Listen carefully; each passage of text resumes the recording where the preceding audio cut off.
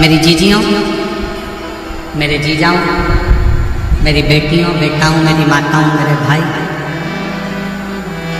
शिव कथा सुनने वालों के मन में एक बड़ा उलझन सा एक प्रश्न खड़ा हुआ।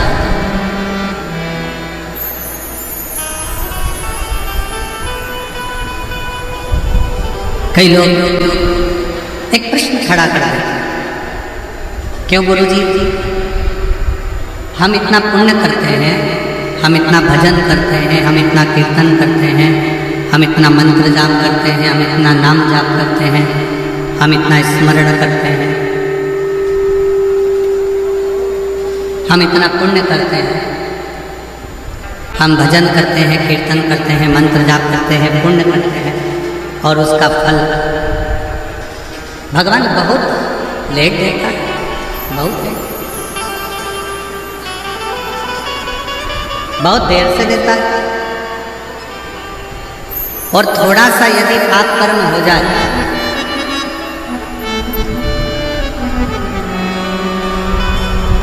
यदि थोड़ा सा पाप कर्म हो जाए तो भगवान उस पाप की सजा तुरंत दे देता है। ऐसा क्यों? किस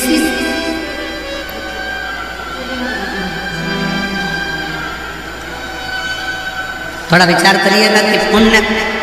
करने पर उसका फल थोड़ा लेट मिलता है, पर पाप करने पर उसका फल, पाप कर्म का दंड तुरंत प्राप्त होता है। और ये केवल एक आपका या हमारा प्रश्न नहीं है,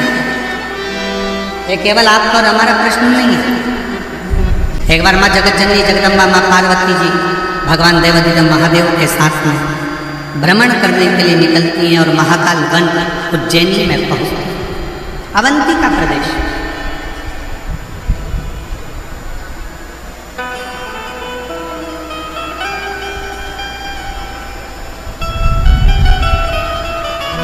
और अवंती का प्रदेश में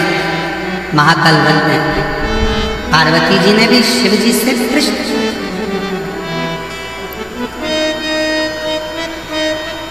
पार्वती जी ने भी भगवान शंकर से प्रश्न किया कि पुण्य का फल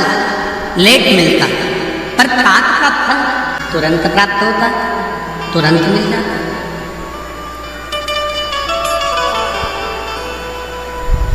पुण्य करने वाले को थोड़ा थोड़ा कष्ट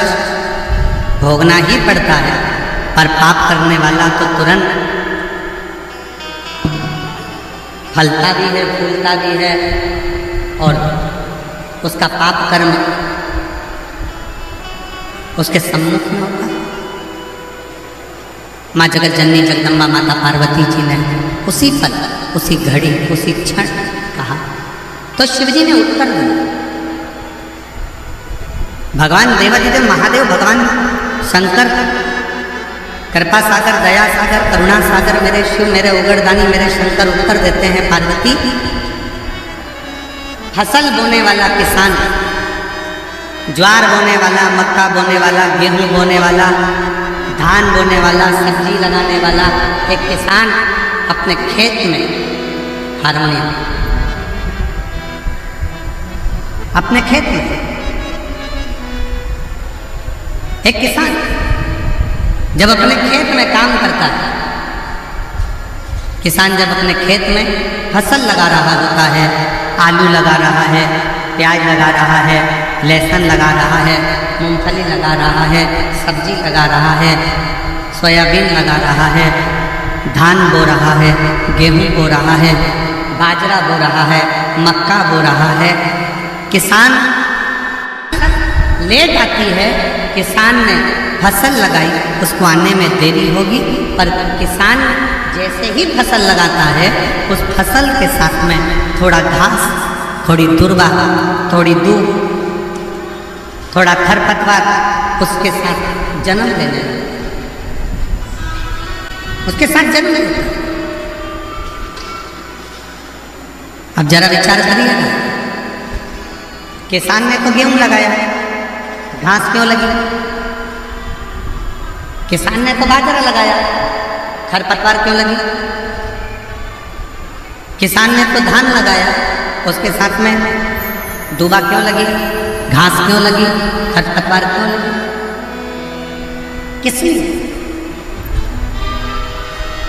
तो शंकर भगवान कहते हैं, भगवान देवाधिदेव महादेव शिव कहते हैं कि